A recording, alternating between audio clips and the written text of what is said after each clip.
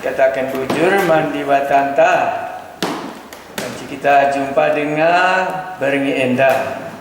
Mujajua man bandu kerinana sing ikuti ras-ras kita belajar eme buku misi, eme buku kisah para rasul. Uga menjaga Tuhan Yesus naki ke surga, majulah pekerjaan Allah dibuat oleh murid-muridnya. Saya ulangi, buku misi ini judulnya Sesudah Tuhan Yesus naik ke surga, majulah dibuat murid-muridnya pekerjaan Allah.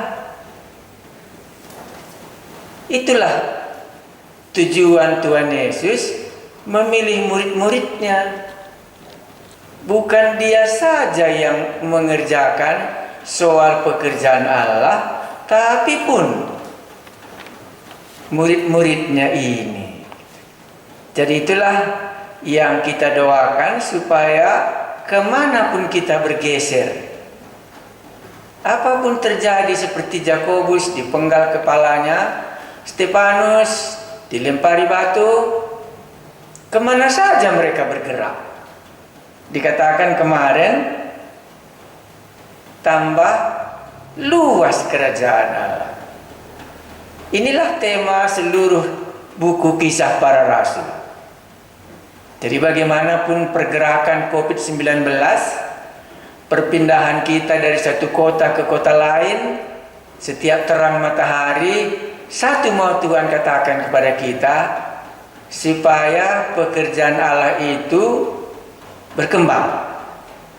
Berkembang maksudnya menggenapi janjinya waktu dia berangkat ke surga, yaitu jadikanlah semua bangsa menjadi muridku. Jadi kita hidup di bumi rupanya bukan hidup tanpa ada tujuan Allah membuat kita, apakah kita dibunuh, apakah kita dipenjarakan, apakah kita seperti Petrus dilepaskan malaikat Tuhan. Satu rupanya tujuannya supaya kerajaan Allah semakin luas. Tahukah kita maksudnya kerajaan Allah? Kurasa tidak. Yaitu supaya mulut orang berdosa itu akan mengucap syukur kepada Allah karena dia menerima keselamatan itu. Itulah kalau bisa kita katakan. Jadi mari kita pikirkan supaya melalui hidup kita keluar ucapan syukur dari mulut orang berdosa itu mengatakan, Allah mengasihi aku karena Petrus datang ke rumah Kornelius. Jadi kalau kita mengabarkan Injil rupanya yang paling mendasar adalah ucapan syukur sampai ke surga. Itulah hebatnya. Makanya malaikat pun tidak bisa tidak ambil bagian dalam pekerjaan misi. Asal ada manusianya, karena malaikat tidak bisa mengabarkan Injil.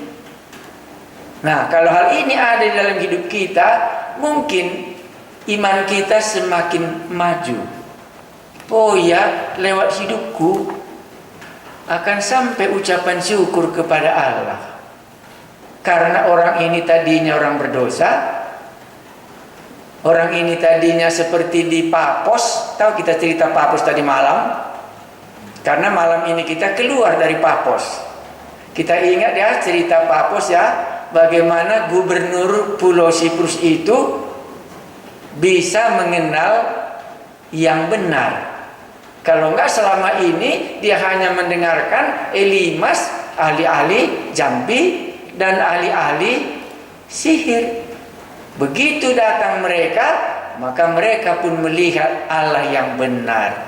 Inilah tujuan hidup yang benar kalau kita mempelajari buku kisah para rasul. Makanya kalau Tuhan Yesus katakan, pergilah, jadikanlah semua bangsa menjadi muridku, Barulah di belakangnya, dan ketahuilah bahwa aku menyertai kamu. Sesudah itu barulah aku datang kedua kali. Jadi misi itu salah satu tujuannya ialah supaya kerajaan Allah berkembang, dan semakin banyak mulut orang berdosa ini, sebagaimana mulut kita sekarang sudah mengucapkan syukur karena kita mengenal kasih Allah, di mana Yesus mati untuk dosa kita. Karena ada orang yang memberitakannya, makanya kita bisa mengucap syukur kehadirat Allah.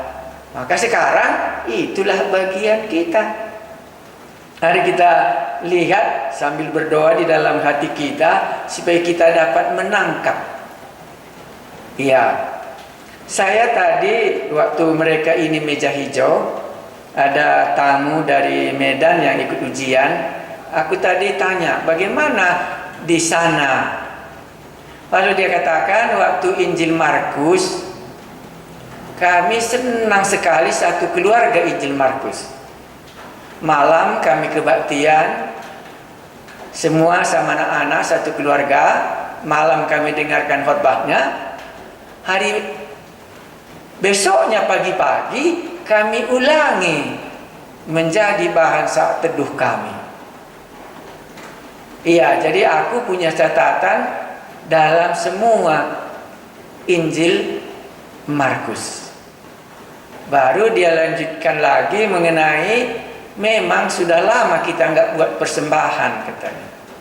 Tapi kalau gereja-gereja orang rupanya bukan seperti kita dibuat katanya.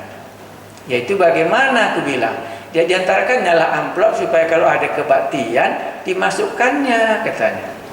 Baru kutanya, bagaimana kisah para rasul? Kisah para rasul itu terlalu sulit bagi kebaktian keluarga kami. Karena itu tidak kami pakai, kami hanya mendengarnya waktu malam. Itu kurasa bagus kesan.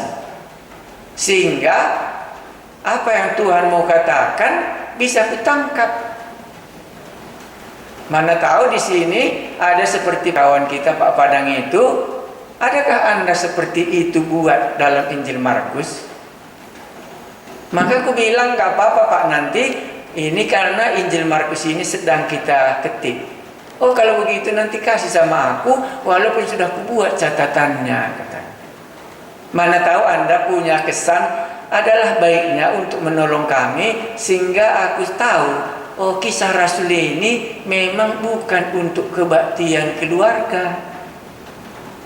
Ini bukan untuk memberitakan Injil, tetapi ini misi, supaya kita maju selangkah lagi. Jadi doa kita berpindah, Tuhan ini aku, utuslah aku.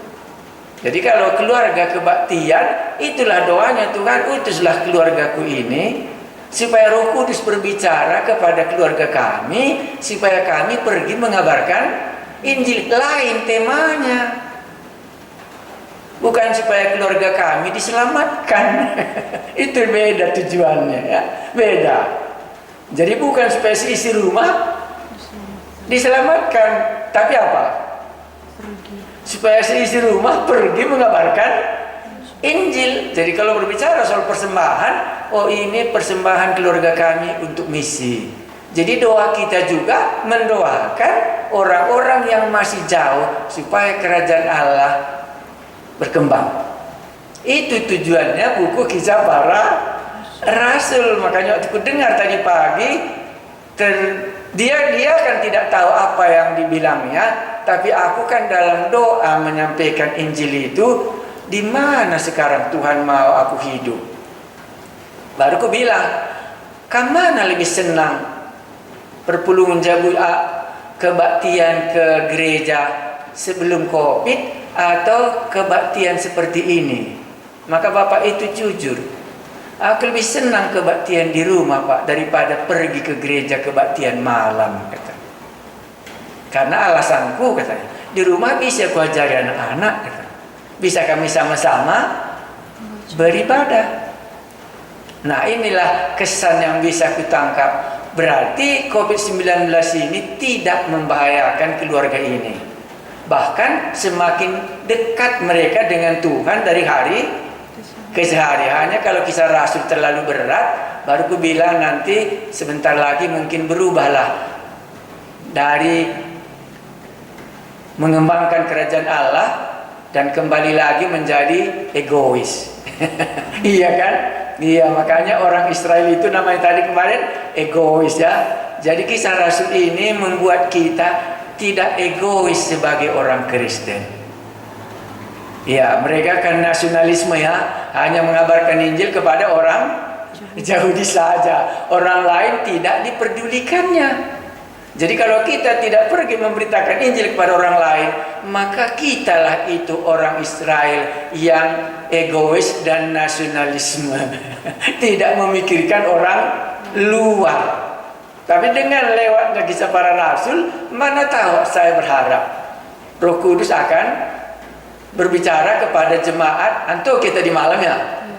Khususkanlah Barnabas dan Saulus untuk tugas gitu. Ya, jadi kita masuk dalam kisah Rasul ini kebaktian keluarga kita supaya pandangan kita keluar dari Yerusalem. Ya, itulah segaris besarnya.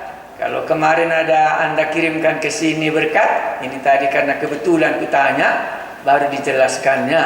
Jadi kalau Anda punya kesan dalam kebaktian kita ini, karena mana tahu kebaktian ini bisa tidak berakhir. Ya, bisa tidak berakhir. Harus dilaksanakan setiap malam. Yang berakhirnya hanya kebaktian minggu. Kita tidak tahu bagaimana caranya Allah.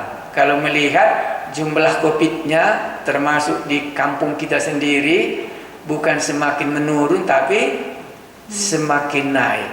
Jadi bisa kita sadar kita tetap punya ketetapan Yakobus dipenggal, Stefanus dibunuh, tetapi Injil semakin ya, makanya pas tema kita itu kisah para rasul. Itulah kurasa tadi sesudah ku dengar cerita itu sehingga tidak ngambil langsung aku, oh kalau gitu ku tukar khotbahku. Tidak. Karena memang ini masanya kita menantikan suara Roh Kudus ke tengah-tengah gereja, suara Roh Kudus ke tengah-tengah keluarga, suara Roh Kudus ke tengah-tengah secara pribadi, supaya doa kita juga berbeda, persembahan kita juga berbeda.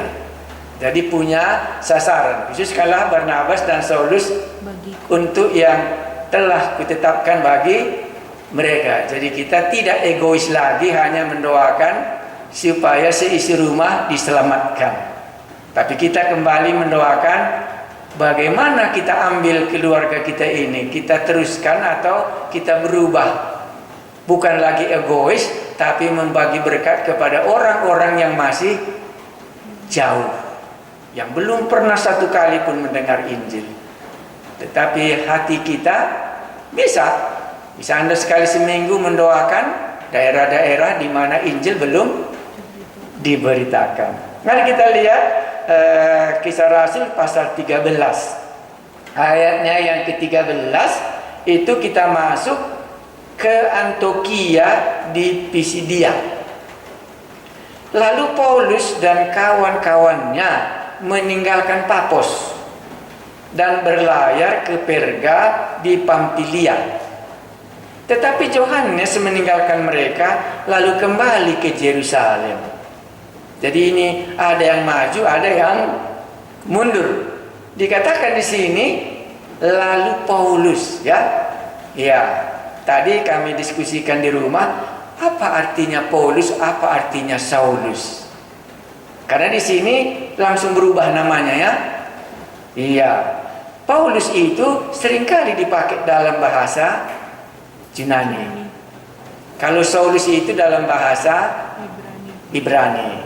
Makanya kedua, makanya waktu Yesus memanggil dia, Tuhan Yesus tidak panggil Paulus, tapi dia panggil sebagai bangsa Israel sendiri, Saulus, Saulus, mengapa engkau hanya aku?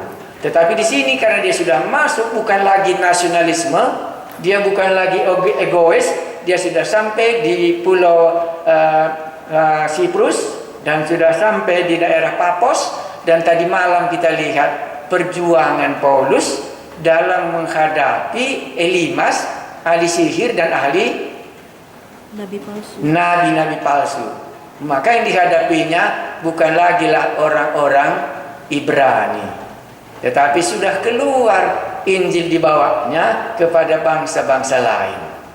Nah, di sini masih disinggung Papos. Kita ingat Papos ya. Jadi bagaimana gubernur Siprus ini bertobat? Ya, kita lihat karena Tuhan turut bekerja, begitu ya.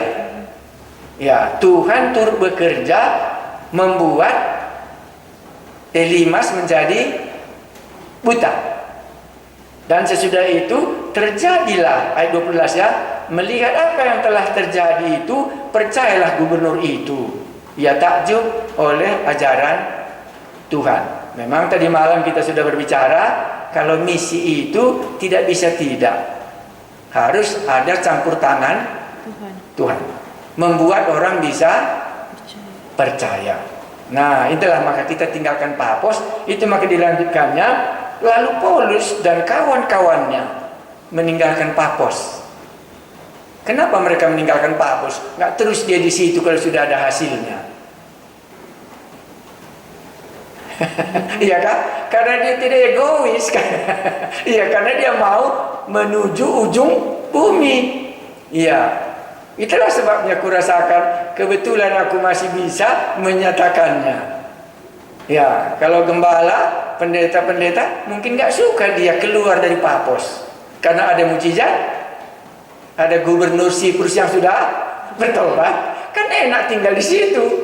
Tetapi dia bukan itu tujuannya, supaya semakin banyak mulut mengucap syukur kepada Allah. Makanya dia katakan meninggalkan Papos. Kemungkinannya itulah mereka bersedia meninggalkan apa? Antioquia ya, karena disitulah pertama kali kita disebut orang Kristen. Mari kita lanjutkan. Dan berlayar ke Perga dan Pamfilia. Besok ku coba menunjukkan map perjalanannya ya, karena tadi belum saya persiapan. Tetapi Yohanes meninggalkan mereka lalu kembali ke Yerusalem. Iya, Markus, Yohanes namanya ya, tidak berani melanjutkan perjalanan lebih dalam karena dilihatnya pertempuran yang begitu hebat di hadapan gubernur Siprus, dan sekaligus bagaimana orang Elimas tadi menjadi buta. Dia kan masih muda dan dia kembali ke Yerusalem. Ayat 14. Dari Perga mereka melanjutkan perjalanan mereka. Lalu tiba di Antioquia di Pisidia. Pada hari Sabat mereka pergi ke rumah ibadat lalu duduk di situ. Ya, jadi ini ada rumah ibadat orang Yahudi. Lalu duduk di situ. Ya. Bisa kesan kita orang kedua misioneri ini tadi, oh ini ada gereja nak, katanya gitu kurang lebih ya. Oh mari kita duduk karena ini hari Sabat, mereka sedang beribadah. Duduk dia gitu. Ya, aku ingat kali mula-mula aku sampai di Tanah Karo ini ngabarkan Injil, inilah yang Tuhan izinkan. Oh ini ada gereja, oke hari Minggu, mari kita ke gerejanya, duduk di situ gitu. Baru sesudah duduk, selesai acaranya mereka semua, baru dikatakannya kalau ada kesempatan katanya. Ini kami berikan kepada anak-anak kami, kalau ada yang bisa membangun iman kami persilakan. Maka mulailah bisa kami menyampaikan Injil. Mari kita baca ayat 15. Setelah selesai pembacaan dari hukum Taurat dan kitab-kitab dan kitab nabi-nabi, pejabat-pejabat rumah ibadat menyuruh bertanya kepada mereka, saudara-saudara, jika saudara-saudara ada pesan untuk membangun dan menghibur umat ini, silakanlah. Jadi penghulu bait Allahnya ini nampaknya jauh lebih baik daripada penghulu bait Allah yang ada di daerah Yerusalem. Rupanya kalau kita lihat ayat 15, bagaimana mereka beribadah. Karena kita sudah belajar bagaimana beribadah. Ini bisa orang yang sekolah kan bisa belajar bagaimana liturgi. Jadi kalau ayat 15 ini, inilah liturgi di di rumah ibadah. Bagaimana liturgi mereka di rumah ibadah? Pembacaan dari hukum-hukum Taurat. Hukum Musa itu dibaca. Ya, kalau penafsirannya banyak kali. Dan kitab Nabi-Nabi. Jadi 2 buku ini. Waktu saya baca lagi penjelasannya ini, mereka baca lagi Ulangan pasal 6, pengakuan iman mereka. Bahwa Allah kita itu adalah Esa, ya. Ya, itulah bacaan mereka. Pengakuan iman orang Yahudi diungkapkannya dalam ibadah orang Yahudi itu. Supaya jangan kita lihat ibadah kita saja. Jadi bisa kita lihat, oh begini ibadah mereka. Berarti dari dahulu hukum Taurat ini sudah banyak ditulis. Sehingga di rumah-rumah ibadat ada itu. Jadi kalau mereka berkumpul, mereka bahasa langsung hukum Taurat Musa yang kelima. Sesudah itu baru lagi kitab Nabi. Itulah 2. Waktu saya baca, ditambahkannya pengakuan iman mereka. Itulah menyatakan Allah kita itu adalah Allah yang Esa, gitu ya. Nah, dikatakan di sini apa? Iya, sesudah selesai ini ibadahnya, ya berapa banyak kita tidak tahu. Baru dikatakan juga ada tafsiran kitab Nabi-Nabi itu. Sebagaimana siapa sida-sida, ya apa artinya ini katanya, ya. Nah, ini juga ada tafsiran mereka.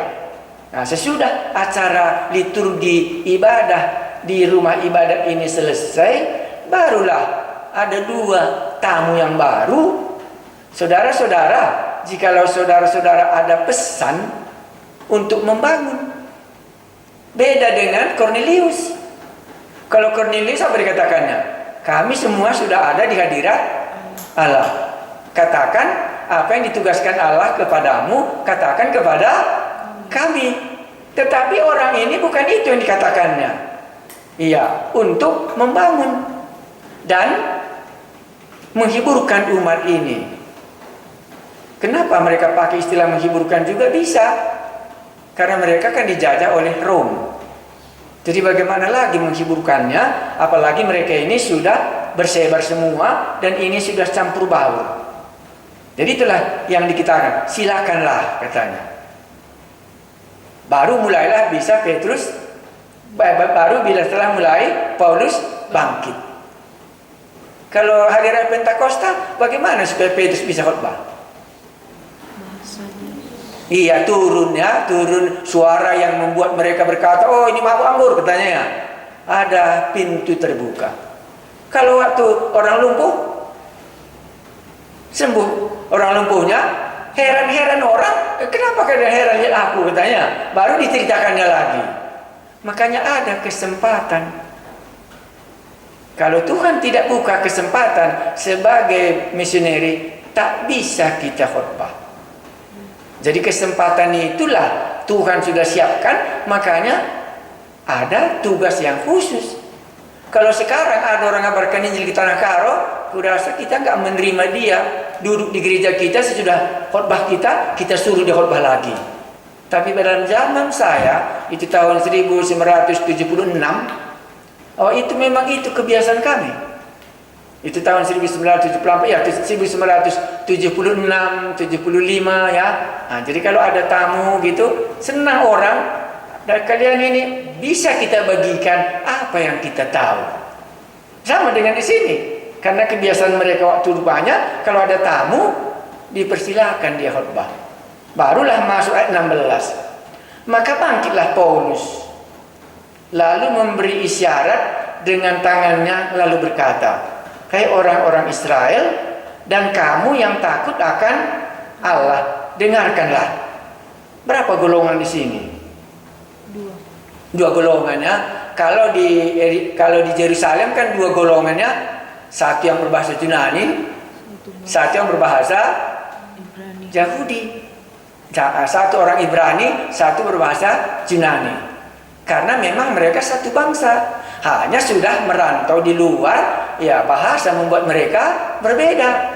Tapi di sini bukan itu membuat berbeda. Memang sudah dua golongan di dalam. Di bait Allah mereka ini, di rumah ibadat ini, hai orang-orang Israel, itu satu golongan. Dan kamu yang takut akan Allah, dengarkanlah. Ini namanya proselyte. Bisa dia sepertinya sida-sida dari Ethiopia, bisa dia senang terhadap ajaran orang Israel, gabung dia di dalam. Jadi ada dua suku sudah. Makanya gereja ini tadi namanya orang Kristen. Kenapa orang Kristen mulai dari Antioquia? Karena mereka mau memisahkan diri dari Judaism. Kami ini bukan orang Yahudi gitu.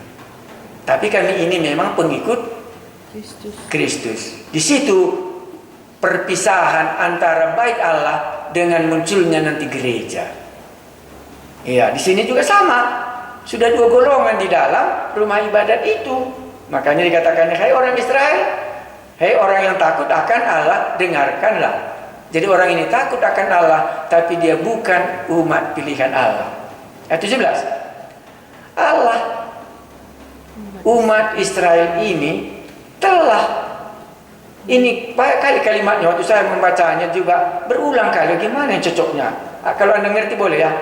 Allah, umat Israel ini, koma ya, telah memilih nenek moyang kita. Itulah kurasa yang sederhana. Dan membuat umat itu menjadi besar ketika mereka tinggal di Mesir sebagai orang asing. Dengan tangannya yang luhur, ia telah memimpin mereka keluar dari negeri itu. Apa isi khotbahnya Paulus di sini? Pasti berbicara soal umat Israel berada di Mesir. Dan dengan tangan kuat kuasa Allah memimpin mereka keluar dari negeri Mesir.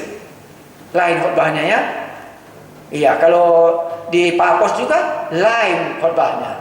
Karena di sini dia mau menceritakan umat Israel itu dulu. Sesudah itu bagaimana umat Israel ini dulu katanya. Oh, ini Allah yang memilihnya. Baru di Mesir, di Mesir bagaimana? Dengan kuat kuasa Allah mereka bertambah banyak, dan dengan kuat kuasa Allah juga mereka bisa keluar dari Mesir. Diungkapkannya sejarah Allah dalam kitab Musa yang mereka baru baca. Sehingga ada hubungannya dengan hukum Taurat Musa yang mereka baru selesai baca dalam kebaktian itu. Nah, inilah salah satu kunci di dalam Kisah Para Rasul kalau mau memilih khotbah. Karena kan seringkali kita, apalah khotbahkannya, begitu ya. Ya ini kan ada kesempatan. Ini bukan pertanyaan, tapi kalau ada yang bisa menghiburkan umat ini, kan begitu saja, dan bisa membangun, oh katakanlah kepada kami. Iya, kalau Cornelius kan lain ya. Nah, hari Pentakosta juga lain. Nah, tapi di sini itulah dibuatnya karena baru mereka membaca dan itu ada di dalam buku yang mereka baca. Diceritakannya lah perbuatan Allah di dalam kitab Undang-Undang Taurat, di Undang-Undang Musa yang baru mereka baca. Maka kalau saya pindah sedikit, kalau kita baca umpamanya Injil, apa yang bisa kita katakan? Pasti kita katakan adalah perbuatan Allah melalui Yesus Kristus. Itu makanya dalam Lukas kan dikatakannya, dalam buku yang pertama katanya, apa yang diajarkan Yesus dan apa yang dikerjakannya. Jangan kita lupa itu. Iya, supaya pengetahuan kita dalam memilih tema khotbah dan menguraikannya semakin luas sesuai dengan apa yang sedang mereka baca. Sama dengan waktu Filipus. Apa yang kamu baca katanya ya? Oh ini, ngertikah kau apa yang kau baca itu katanya? Oh bagaimana aku bisa mengerti kalau tidak ada yang menjelaskannya? Karena seringkali kita sebagai hamba Tuhan tidak tahu kita apa yang kita khotbahkan. Bagaimana memilih khotbah supaya bisa membangun dan hiburkan jemaat itu. Pasti kita mulai dari apa yang mereka sudah tahu. Sesudah itu apa dikatakan 18? Ya kah? 40 tahun lamanya ia sabar terhadap tingkah laku mereka di padang gurun. Kenapa sabar. Tahu orang itu? Tahu, karena 40 hari umat Israel ini ngapain? Memberontak 40 tahun lamanya terhadap Allah, kan gitu sini. 40 tahun lamanya ia sabar. Ia di sini apa? Allah umat Israel terhadap tingkah laku mereka di padang gurun. Karena di dalam Tauratnya kan dikatakan mereka memberontak ya. Ya, jadi dibacanya itu ayat 19. Dan setelah membinasakan 7 bangsa di tanah Kanaan, perbuatan Allah ya, ia membagi-bagikan tanah itu kepada mereka untuk menjadi warisan mereka. Singkat kali dibuatnya 40 tahun, cuma satu diceritakannya, mereka ini senantiasa memberontak. Baru sesudah sampai di tanah Kanaan, ia membagi-bagikan tanah itu kepada mereka untuk menjadi warisan mereka. Satu kalimat ya. Oh, jadi diceritakan adalah mulai bangsa Israel dari Mesir sampai di padang gurun mereka 40 tahun memberontak terus, sampai di tanah Kanaan, ia juga yang membagikannya. Jadi satu sisi di sini yang bisa menghiburkan rupanya dan yang bisa membangun apa? Menceritakan perbuatan Allah bagi umatnya. Itu yang bisa membangun. Iya, jadi ini tema kita salah satu, bagaimana aku bisa menguatkan iman orang. Di sini untuk bisa menguatkan, untuk bisa menghibur, pasti kita menyatakan apa yang diperbuat oleh Allah. Iya, baru dilanjutkannya. Ini kan perbuatan Allah. Kapan nanti salib Tuhan Yesus? Ya janganlah pula ke situ, karena kita kan sempit kali khotbah kita. Iya, mereka ini kan dalam khotbahnya. Jadi panjang dibuatnya ceritanya, karena tadi latar belakangnya apa? Hukum Taurat. Iya, membaca hukum Taurat dan membaca kitab nabi-nabi. Nah, jadi dalam kitab Taurat ini mereka tahu perbuatan Allah, dalam kitab nabi-nabi nanti mereka tahu apa yang sudah dikatakan Allah. Nah, dan sekarang ini perbuatan Allah lah. Inilah tema yang paling kita bisa katakan di sini. Jadi kalau kita belajar teologi, apakah teologi poinnya di sini? Supaya kita bisa membangun dan bisa menghibur umat ini, ungkapkanlah perbuatan Allah bagi mereka. Ya, kurasa itu yang Roh Kudus mau katakan. Karena kita kadang-kadang kan tidak tahu bagaimana menguatkan, bagaimana menghibur. Tunjukkanlah perbuatan-perbuatan Allah yang akan berulang-ulang akan terjadi, membuat mereka bisa dibangun dan membuat mereka bisa dihiburkan. Baru kita lanjutkan ayat 2, berapa sekarang? 20. Selama kira-kira 450 tahun. Itu mulai dari 19. Dan setelah membinasakan 7 bangsa di tanah Kanaan, ia membagi-bagikan tanah itu kepada mereka untuk menjadi warisan mereka. Selama kira-kira 450 tahun. Sesudah itu, kan Allah tetap ya. Nah, sesudah itu, ia memberikan mereka hakim-hakim sampai pada zaman Nabi Samuel. Ini agak payah. Semua penafsir mengatakan, bagaimana 450 tahun ini katanya. Jadi 450 tahun baru sampai kepada Samuel. Begitu juga ini ceritanya. Tapi mereka itu pasti tahu, maka dipakainya 450 tahun. Tapi kalau kita coba, 400 tahun mereka ada di Mesir, gitulah dibilangnya. Sesudah itu Tuhan berbuat, katanya. Sesudah itu bagaimana katanya? 40 tahun mereka di padang gurun, katanya. Sesudah itu Tuhan lagi berbuat 10 tahun, katanya.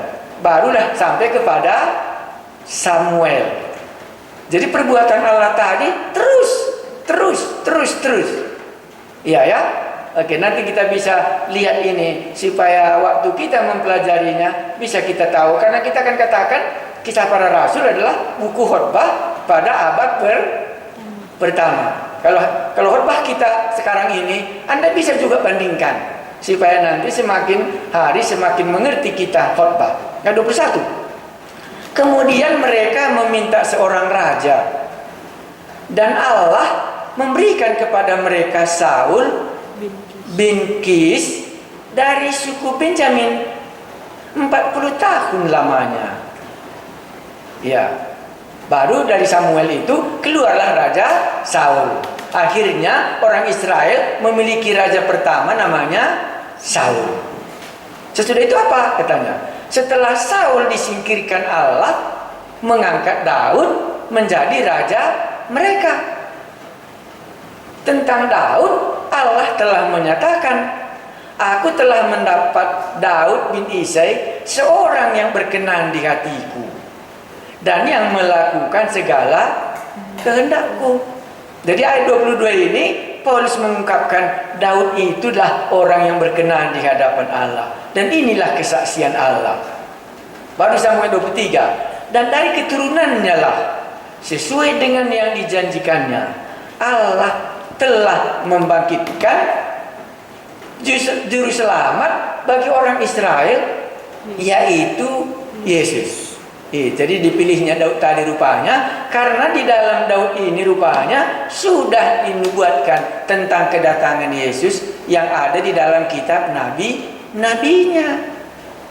Iya, bagus ya. Baru ayat 24. Menjelang kedatangannya, Yohanes telah menyuruh kepada seluruh bangsa Israel supaya mereka bertobat dan memberi diri dibaptis. Dimulainya lagi dari Yohanes Pembaptis. Sebelum Yesus itu datang, ada Yohanes Pembaptis untuk mempersiapkan mereka supaya mereka bertobat dan memberi diri dibaptis. Kalau kesan kita begini, belum sampailah khotbahnya ya. Iya, karena latar belakang kita kan berbeda. Iya, jadi kalau itu tadi belum sampai kita rasa ya, tapi nanti kita lihat hasilnya. Ya, ayat 25. Dan ketika Yohanes hampir selesai menunaikan tugasnya, ia berkata, aku bukanlah dia yang kamu sangka, tetapi ia akan datang kemudian daripadaku. Membuka kasut dari kakinya pun aku tidak layak. Ini pengakuan Yohanes terhadap Tuhan Yesus. Hai saudara-saudaraku, sama tadi pun saudara-saudaraku kata pemimpin rumah ibadah itu. Saulus juga pakai kata itu. Hai saudara-saudaraku, baik yang termasuk keturunan Abraham maupun yang takut akan Allah. Kenapa dipakainya dua? Karena di dalamnya bukan saja keturunan Abraham, umat yang dipilih Allah, tetapi juga termasuk orang-orang yang takut akan Allah. Kabar keselamatan itu sudah disampaikan kepada kita. Wah, bagus ya. Sudah sampai kabar keselamatan itu kepada kita, baik kita yang di keturunan Abraham maupun kita keturunan yang takut akan Allah. Iya, baru disampaikan 27. Sebab penduduk Yerusalem dan pemimpin-pemimpinnya tidak mengakui Yesus. Jadi dia nggak takut mengungkapkan perlawanan orang kepada Yesus. Tidak dilindunginya. Maka dikatakannya sebab penduduk Yerusalem dan pemimpin-pemimpinnya tidak mengakui Yesus. Karena dia sendiri tidak mengakuinya sebelumnya, kan begitu. Iya. Dengan menjatuhkan hukuman mati atas dia, mereka menggenapi perkataan nabi-nabi yang dibacakan setiap hari Sabat. Ya, jadi mereka baca mungkin Yesaya pasal 53 ya. Ya, tapi kalau mereka kurasa bukan Yesaya 53 mereka baca. Mereka baca Yesaya 52 mulai. Itu sampai sampai Yesaya 55. Itu hamba Allah yang menderita, itu judulnya. Nah, jadi mereka baca memang tadi kan, makanya tadi dimulainya dari Musa, baru dia masuk kitab nabi. Nah, di kitab nabi-nabi rupanya mereka itu tahu.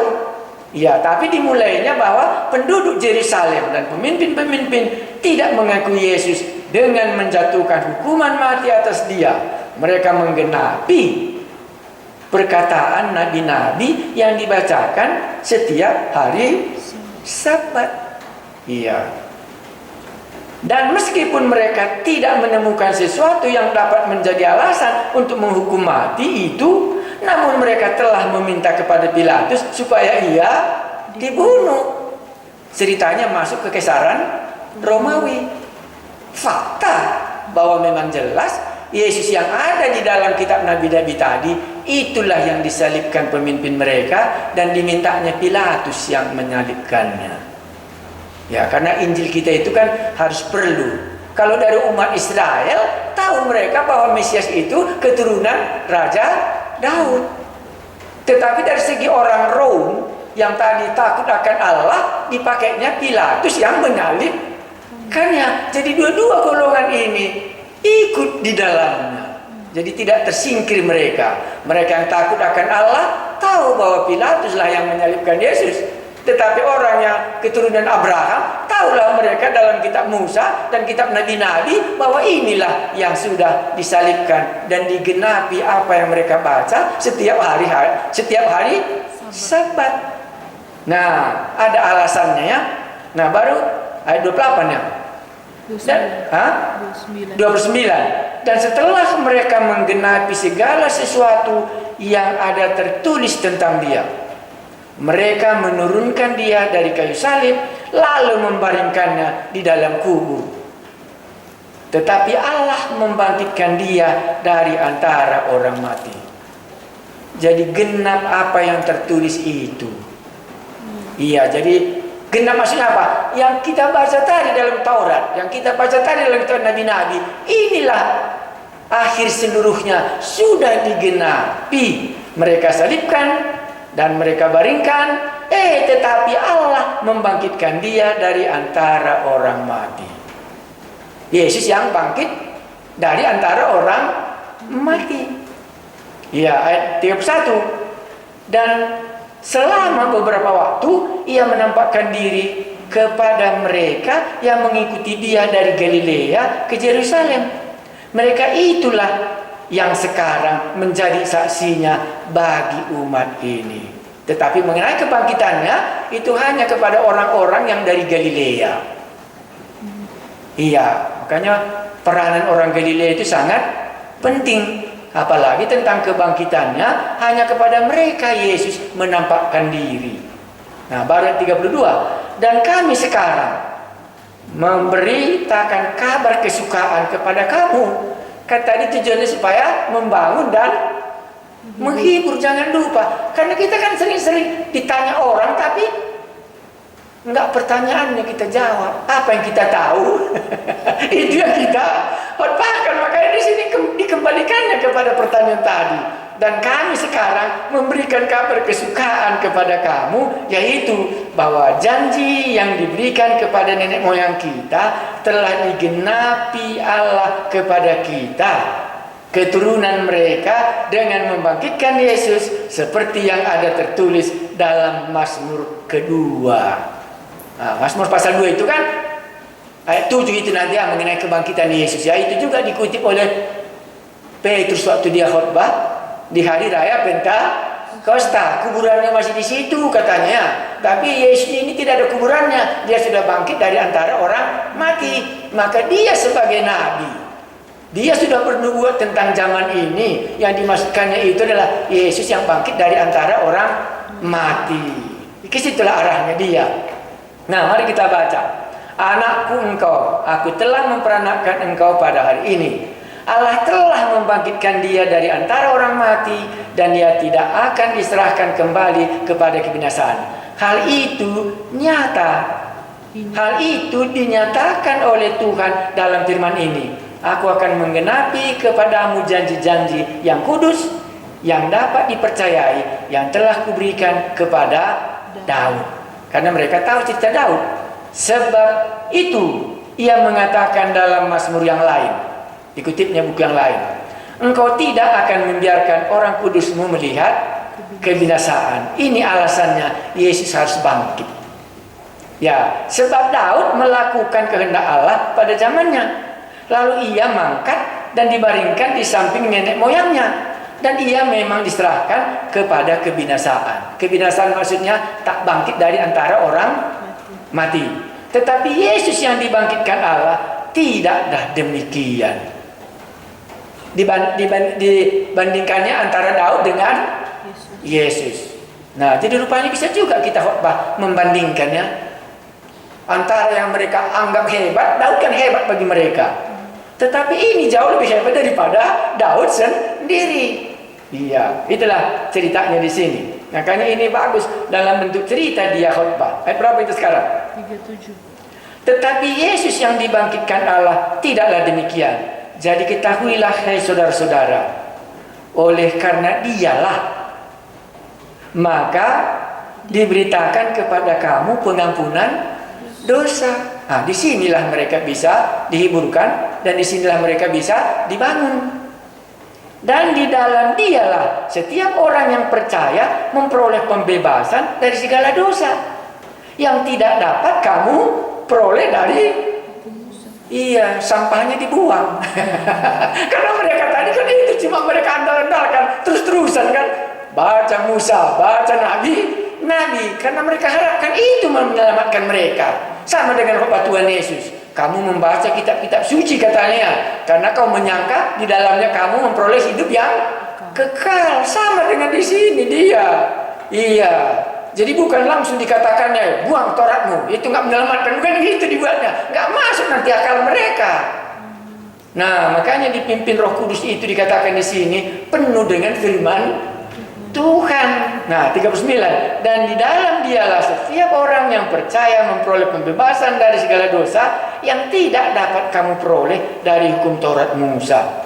Karena itu, ini ayat 40 sudah masuk ke keputusan. Karena itu, waspadalah supaya jangan berlaku atas kamu apa yang telah dikatakan dalam kitab nabi-nabi. Kan mereka baca kitab nabi-nabi.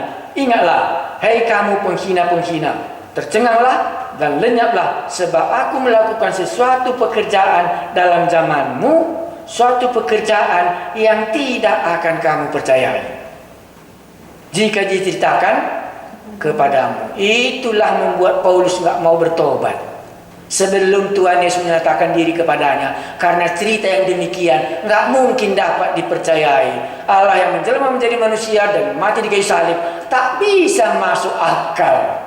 Tapi itu rupanya sudah dinubuatkan di dalam kitab nabi-nabi. Makanya bisa juga malam ini pun Anda heran, mana bisa hal ini terjadi. Tapi janganlah maunya hal itu terjadi kepada kita. Kan gitu dikatakannya, hei penghujat. Barulah ayat 42 kita akhiri. Ketika Paulus dan Barnabas keluar, mereka diminta untuk berbicara tentang pokok itu pula pada hari Sabat berikutnya. Menarik sama mereka khotbahnya ini karena membangun dan memberi jaminan ada hidup yang kekal. Dia katakan dua hal. Kitab Musa tak akan memperoleh hidup yang kekal. Baru kedua, jangan nanti terjadi kepadamu seperti kitab nabi-nabi yang sudah mengatakan, hei penghina, nanti kamu tidak percaya kalau hal ini diceritakan kepadamu. Makanya banyak orang menghina waktu kita menceritakan cerita Allah menjelma menjadi manusia dan bangkit dari antara orang mati. Di dalam dia ada pengampunan dosa. Nampaknya cerita ini menarik sama mereka dan mereka berkata apa? Ketika Paulus dan Barnabas keluar, mereka diminta karena khotbahnya enak, janganlah supaya datang lagi Sabtu depan. Dari sahabat datang, kalian masih datang lagi katanya. Memang dulu seperti itu kami. Minggu depan kalian datang lagi ya katanya. Oh tidaklah, ujian kami gitu kan mahasiswa. Oh kapan lagi kalian datang? Nanti selesai ujian lah, siap semesteran nanti. Karena enak rasa mereka, karena sudah bosan orang ini hanya membaca Taurat, membaca kitab nabi-nabi, pulang tidak membangun, tidak menghibur. Nah inilah menjadi pergumulan kita kalau sudah sering seperti ini. Dan inilah kesempatan meninggalkan Papos, datang ke tempat yang baru ini. Rupanya di tempat yang baru ini mereka rindu akan ada membangun jemaat dan ada penghiburan. Inilah khotbahnya. Kalau dalam tafsiran ini banyak kali uraiannya. Hanya karena belum sejauh itu kita, ya seperti inilah kita dulu. Ya, besok kita bisa baca, kan minggu berikutnya lagi kan. Nah, jadi mereka juga rupanya kalau minggu ya masih tinggal mereka di tempat itu kan begitu. Kalau nunggu lagi kesempatan 1 minggu lagi baru khotbah gitu. Jadi bukan buru-buru dia. Iya, apa yang bisa kita mengerti dalam cerita ini? Ya dapatlah, kalau nggak dapat pun ya nggak apa-apalah. Tapi beginilah khotbahnya Paulus. Berarti inilah khotbah Paulus yang agak lengkap. Yang kemarin itu kan kuasa yang muncul ya. Kuasa yang dipakai oleh Paulus untuk membuat Elimas menjadi buta, dan dengan demikianlah kepala penjara itu menjadi kepala gubernur itu menjadi percaya. Karena ini di bait Allah, khotbahkanlah firman Tuhan yang mereka baca setiap hari Sabat. Nggak boleh kita lepas daripada apa yang mereka tahu, sehingga bisa disambungkan sampai nanti penggenapannya. Makanya Kisah Rasul seringkali membicarakan soal ini penggenapan apa yang Allah sudah katakan dan hari ini sudah terjadi. Maka berilah dirimu diselamatkan dari angkatan yang jahat ini, karena sudah genap apa yang dikatakan oleh Allah semuanya. Nah, mari kita berdoa. Kami mengucap syukur sesudah kami bisa mendengar bagaimana Paulus mengabarkan Injil di daerah Antioquia Pisidia ini. Dan bagaimana rumah ibadat yang sudah membaca Taurat. Dan Paulus berani katakan, dalam Taurat ini kamu tidak dapat pengampunan dosa. Dan penggenapannya itulah ada di dalam Yesus. Dan dikatakannya, janganlah terjadi hal ini kepadamu. Apa yang tidak pernah didengar, diberitakan. Tetapi janganlah menjadi pencemooh, karena ini perbuatan Allah yang besar. Kami mengucap syukur kalau boleh kami mengerti hal ini. Apa yang dibuat Allah dengan kedatangan Yesus ke dunia ini untuk menjadi juru selamat dan yang bisa mengampuni dosa kami, itulah yang sudah digenapkan sejak dunia dijadikan. Allah sudah menjanjikannya bahwa baik umat pilihan Allah maupun orang yang takut akan Allah, sama-sama kami mendapat pengampunan di dalam Yesus Tuhan dan Juru Selamat kami. Kami memuji nama-Mu, kepadamu-lah puji-pujian kami kalau boleh kami percaya. Dan kami sekali lagi berdoa supaya Roh-Mu yang Kudus mengajari kami bisa melihat banyak orang yang berada dalam kegelapan, yang mengharapkan Taurat itu bisa menyelamatkan dia dan kitab nabi-nabi itu, tetapi dia tidak datang kepadamu. Engkaulah Yesus yang dapat memberikan hidup kekal kepada kami. Dalam nama-Mu kami berdoa. Amin.